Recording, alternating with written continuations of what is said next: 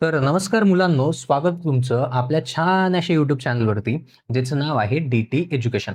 तर बघा मुलांनो, आज आपण इयत्ता 6वी विषय मराठी नवीन अभ्यासक्रमातील पाठ क्रमांक 7 खोप्यामध्ये खोपा या कवितेचा स्वाध्याय आज आपण बघणार आहोत. तर बघा, ह्या चॅनलवरती इयत्ता 6वी नवीन अभ्यासक्रमाशी रिलेटेड सर्व व्हिडिओज अपलोड केले जाणार आहेत. त्यामुळे चॅनलवरती नवीन असाल तर चॅनलला नक्की सबस्क्राईब करा. तर बघा, स्वाध्यायातला पहिला प्रश्न आहे, एका वाक्यात उत्तरे लिहा. प्रश्न आहे, सुगरण पक्षाने खोपा कोणासाठी बांधला आहे?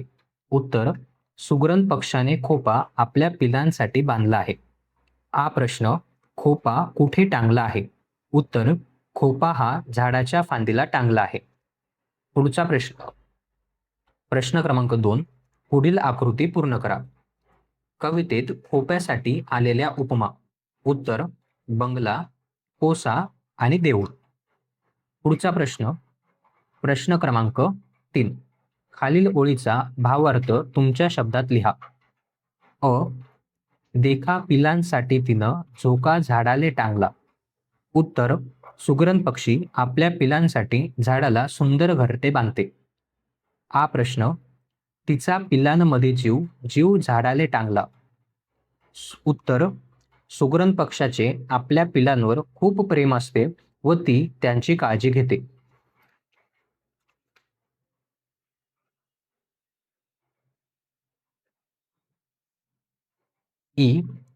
पाखराची कारागिरी जरा देख रे माणसा. उत्तर, माणसाने पक्ष्यांच्या कौशल्याचे व मेहनतीचे कौतुक करावे. तुले दिले रे देवानं 2 हात 10 बोट. उत्तर, देवाने माणसाला अनेक गुण दिले आहेत, त्यांचा योग्य उपयोग करावा. पुढचा प्रश्न, प्रश्न क्रमांक 4, खालील प्रश्नांची 2 ते 3 वाक्यात उत्तरे लिहा. प्रश्न, सुगरणीचा खोपा चांगला आहे असे कवित्रीने का म्हटले आहे? उत्तर, सुगरणीचा खोपा अतिशय सुंदर, मजबूत आणि कलाकुसरीने बनलेला असतो. तो पिलांच्या संरक्षणासाठी उपयुक्त असल्यामुळे कवयित्रीने तो चांगला म्हटला आहे. पुढचं, प्रश्न, कवयित्रीने पाखरांची कारागिरी कोणत्या शब्दात वर्णिली आहे? कवयित्रीने पाखरांची कारागिरी जरा देख रे माणसा या शब्दात वर्णिली आहे. पाखराच्या कौशल्याचे कौतुक करून त्यांचा आदर करण्यास सांगितले आहे. पुढचा प्रश्न, लिहिते होऊया.